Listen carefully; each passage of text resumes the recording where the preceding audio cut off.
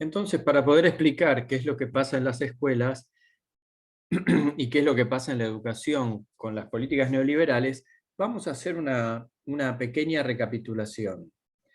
Nosotros habíamos visto que, de lo que veníamos diciendo, que la crisis del petróleo tuvo como consecuencia una crisis de precios internacionales que no demoró en transformarse en crisis de precios locales.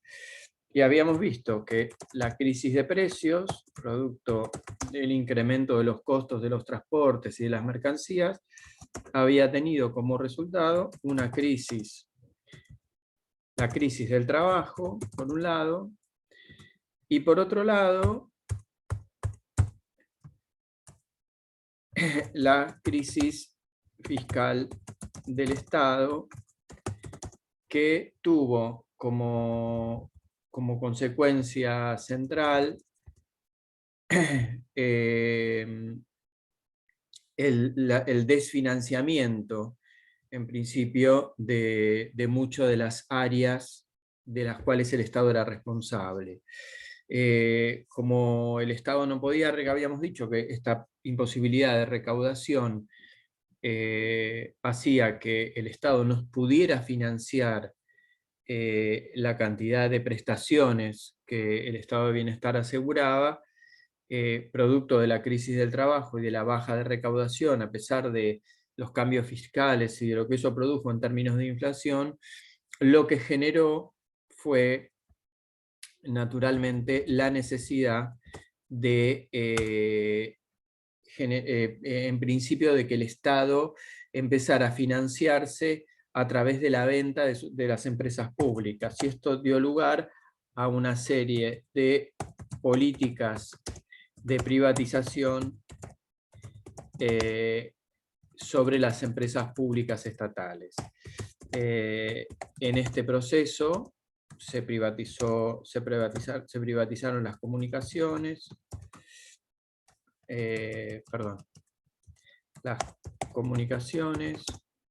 se privatizaron los servicios de agua, de gas, las rutas,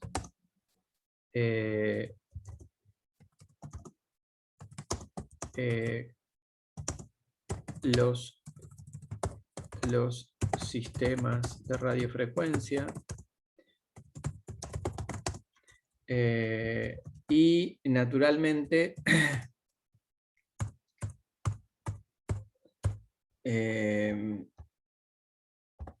entre otras empresas que el Estado tenía, ¿no? Se privatizan los trenes, ¿no? O sea, hay una parte del sistema de transporte.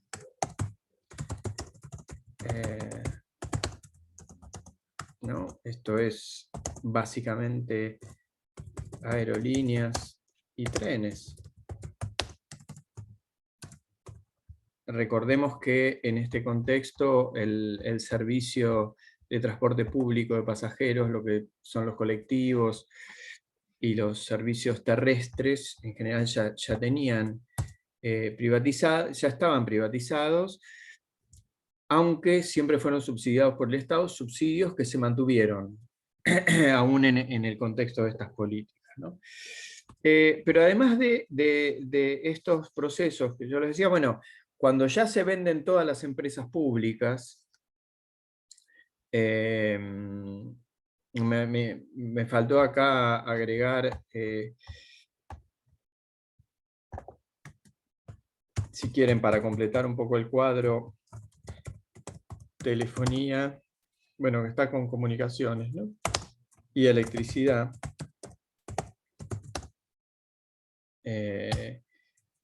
O sea, la luz. Pero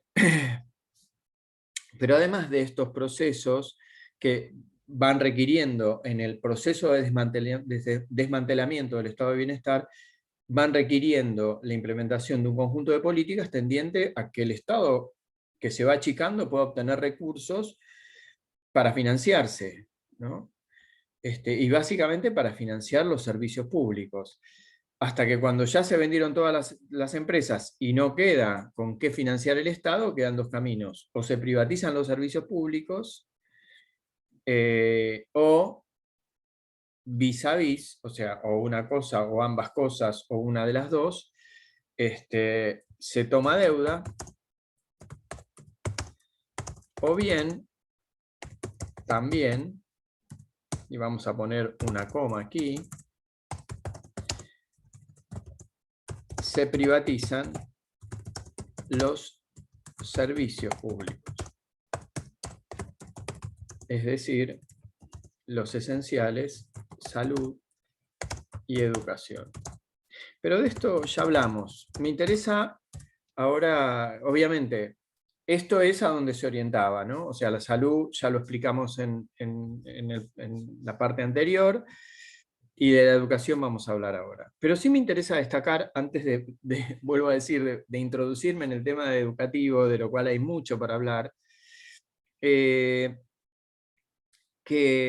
empiezan a aparecer una serie. Primero, hay dos fenómenos que se producen entre la década del 70 y finales de la década del 90. Básicamente, el primero tiene que ver con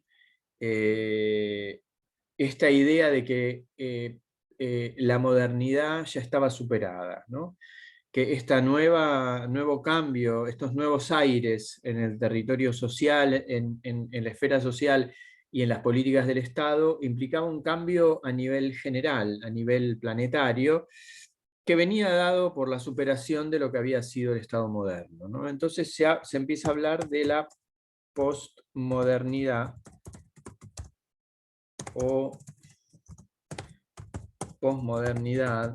Van a encontrar bastantes referencias al tema de la posmodernidad en Tomás Tadeu da Silva, en el material que nosotros dijimos. Tomás Tadeu, él es un intelectual que se enrola en la órbita de la posmodernidad, y lo que viene a decir la posmodernidad básicamente es esta idea de que hay que empezar a ver no tanto los fenómenos colectivos como los fenómenos particulares, no tanto los grandes procesos sociales como los procesos más particulares, y poder partir del estudio de lo particular, de lo micro, para poder hacer inferencias de tipo macro, ¿no? Entonces, la posmodernidad viene de alguna manera a hacer una de las herramientas que va a resignificar el concepto de individualidad que las políticas neoliberales traían, ¿no? Pero además de esto se suma otro proceso, que es la caída del muro de Berlín. Y la caída del muro de Berlín no solo viene a ratificar en principio el éxito del capitalismo, o sea, como una especie de triunfo deportivo, o sea, finalmente después de tantas décadas el muro de Berlín cae, todo se unifica, y todo se unifica más o menos bajo el mismo régimen. Lo real es que también esto abre la puerta a pensar en que la presión ahora solo la tiene el capitalismo, y también la caída del muro de Berlín no es parte del éxito del modelo de acumulación de capital, sino más bien el inicio de su crisis. Pero bueno, en eso estamos, y quizá más contemporáneamente después vamos a hablar de esto en la última unidad, pero lo real es que cae el muro de Berlín, y el muro de Berlín esta caída parece como ratificar una serie de presupuestos que se venían postulando, ¿no? Hemos alcanzado el fin de la historia, va a decir Fukuyama, un sociólogo economista japonés, que va a cometer el mismo error que cometieron tantos intelectuales a lo largo de la historia, diciendo hasta acá llegamos, este es el punto de llegada, este es el lugar que estábamos esperando alcanzar, acá lo alcanzamos, y ya no hay más posibilidad de trascendencia más allá de esto. Durkheim había cometido el mismo error sin ser tan pretencioso como Fukuyama, y Fukuyama comete el mismo yerro intelectual, que no va a pasar mucho tiempo para que la historia le muestre que en realidad su hipótesis estaba equivocada, ¿no? Se van a producir acá en esta época las invasiones a los países de Medio Oriente por parte de Estados Unidos, la disputa por la producción del petróleo, la guerra de Afganistán, en fin, hay una serie de procesos internacionales que están vinculados a la emergencia de ciertos cambios económicos que van a incidir en todos estos procesos. Pero a nivel simbólico, la caída del muro de Berlín va a marcar como el fin de las utopías, como esta idea de que el mundo capitalista siempre tenía, aunque no lo fuera en términos objetivos, pero sí en términos simbólicos, había un espejo donde no se reflejaba. Y ese espejo era una posibilidad de construir un mundo mejor, ¿no? Ahora, estas ideas también es cierto que no irrumpen sobre un territorio liso y llano, sino que los países se van preparando, esto que yo decía en la primera parte de esta clase, ¿no? De cómo van cambiando las dictaduras en el continente latinoamericano y cómo se van organizando los países en función de esta restitución del imperio del mercado por sobre la intervención del Estado para el bienestar de la sociedad.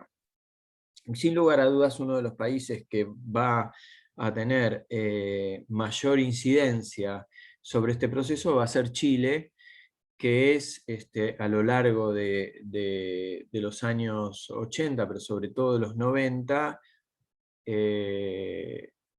un verdadero laboratorio de implementación de las políticas neoliberales, y uno de los escenarios que se utilizan para poder legitimar el discurso neoliberal. Pero me interesaba decir esto porque tanto la caída del muro de Berlín como la posmodernidad, que se va a ver reforzada por la caída del muro de Berlín, se va a ver incrementada en términos de estudios, de avances, etc. Hay una cantidad de intelectuales que producen en este marco, y que acuña una de las frases más interesantes, Marshall Berman, cuando expresa, citando a Marx, esta es la etapa en donde todos los sólidos se desvanecen en el aire, ¿no? Todo lo que habíamos sabido construir parece que se nos va como agua entre las manos, y después van a venir Bauman con la teoría del mundo líquido, ¿no? Pero bueno, como no nos vamos a meter en esa historia, yo simplemente a título de cita quería comentarles un poco esto, porque de verdad hay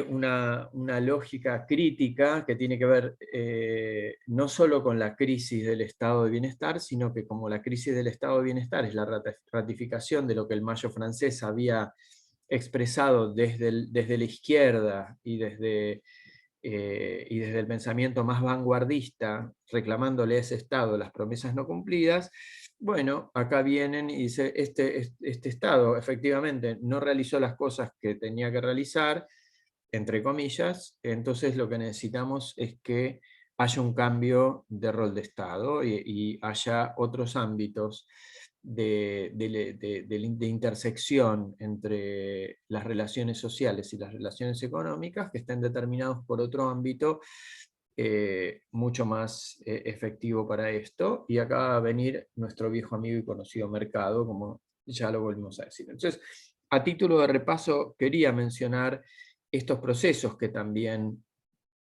vienen a dar cuenta de la era neoliberal.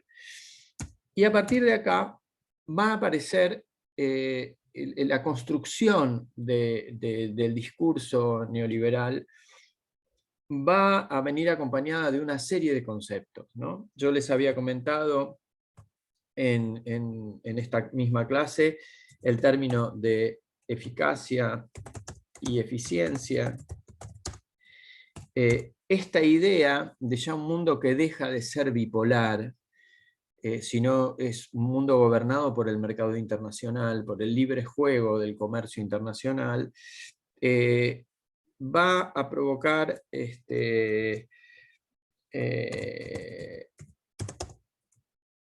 esta quiero aclarar esto, ¿no? Esta idea del progreso y de y de las oportunidades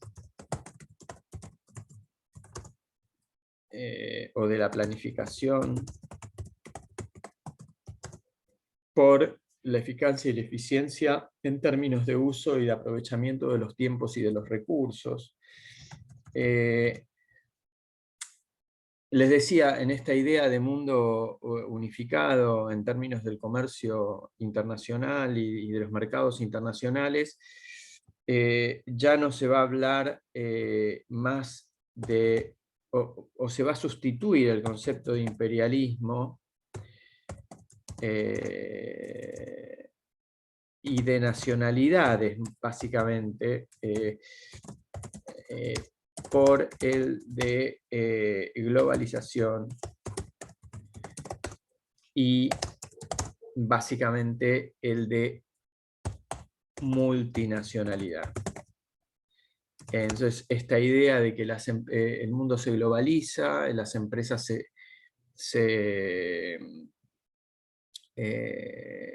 más que vamos a sustituir, más que multinacional, vamos a poner transnacional, ¿no? Esta idea de la globalización y de una dinámica transnacional que no solo va a abarcar territorios culturales, sino que esencialmente va a abarcar territorios económicos, ¿no? Entonces va a haber compraventa de empresas, participación de capital extranjero sobre industrias nacionales, no solo en nuestro país, sino en general en el mundo. Empresas que ya eran de origen multinacional, que van a empezar a comprar empresas nacionales que están en situación económica desventajosa. Empieza a haber lo que se llama una transnacionalización de la economía, que también va a alcanzar a la cultura. Entonces es interesante poder analizar estos fenómenos porque el mundo se empieza a hacer un territorio mucho más complejo. Y en función de estos procesos de globalización y de transnacionalización de la economía, esta idea de estados chicos que administraran y de un mercado fuerte que regulara las relaciones de producción y las relaciones sociales eran las herramientas pertinentes para estar en línea con lo que el mundo está mostrando, ¿no? Entonces, estos conceptos, fíjense, eficacia y eficiencia, globalización, transnacionalización, obviamente van a ir orientadas a esta idea de una construcción de corte más, más individual por encima de lo colectivo o de lo social. Entonces, este va a ser el contexto de esta idea del sálvese quien pueda, de poder intentar resolver los problemas por cuenta de cada uno y no por cuenta de arreglos institucionales que impliquen construcciones colectivas, ¿no? Porque eso, en principio, en la década del 70 es subversivo, en la década del 90 no es pertinente, porque ese tipo de acciones forman parte de las coacciones estatales, porque muchas veces la construcción colectiva lo que hace es inhibir las capacidades específicas que traen los sujetos, ¿no? Ahora, en educación, en el territorio educativo, en lo que es parte de las políticas educativas, digo, si ustedes esto ya lo han registrado, voy a pasar a la pizarra siguiente, para que se pueda entender mejor y seguir explayándonos en este sentido.